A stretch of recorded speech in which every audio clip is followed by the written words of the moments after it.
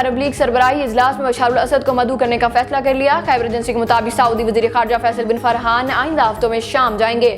दौरे शाम में सदर बशारुल असद को अरब लीग इजलास का दावतनामा देंगे। खैबर एजेंसी का कहना है कि बशारुल असद को अरब लीग सरबराही इजलास में मदऊ करने के हवाले से सऊदी और शामी हुकाम की जानिब से ताहाल को कोई तबसरा नहीं किया गया। याद रहे कि गुज़िश्ता माह सऊदी वज़ीर ख़ारजा ने अरब मीडिया को दिए गए इंटरव्यू शाम को अरब लीग में वापसी का अंदिया देते हुए बताया था कि शाम की अरब लीग में वापसी के लिए मुज़ाकरात जारी हैं। ताहम मैं समझता हूँ कि इस मौजू पर बात करना कबल अज़ वक्त होगा। वाज़ेह रहे कि शाम में खाना जंगी मुजाहिरीन के खिलाफ क्रैकडाउन पर शाम से अरब ममालिक ने ताल्लुकात मुनक़ता कर दिए थे और 2011 में शाम की अरब लीग की रुकनियत भी मुअत्तल कर दी गई थी।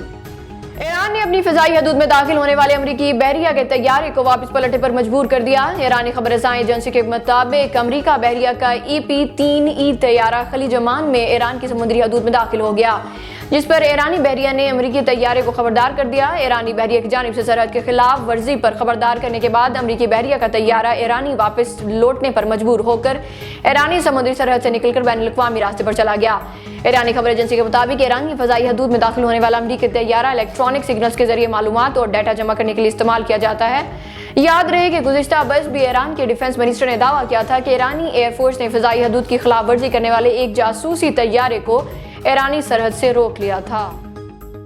भारत में इंतहाई मतलूब सिख रहनुमा ने नामालूम मकाम से जारी वीडियो पैगाम में कहा है कि सिख खालिस्तान की मांग करने से पीछे नहीं हटेंगे। भारत में खालिस्तान की हामी सिख रहनुमा अमृतपाल सिंह ने अपील की है कि 14 अप्रैल को बैसाखी के दिन तमाम सिख गोल्डन टेम्पल अमृतसर में जमा हों और सिखों पर होने वाले भारतीय मुजालिम पर बात करें। वारिस पंजाब दे के सरबराह अमृतपाल सिंह आजकल मफरूर हैं और भारतीय पंजाब की पुलिस इनकी तलाश में है। अमृतपाल सिंह ने अपने वीडियो पैगाम में कहा है कि भारतीय पुलिस इन्हें गिरफ्तार नहीं कर सकी, वो एक महफूज मुकाम पर हैं।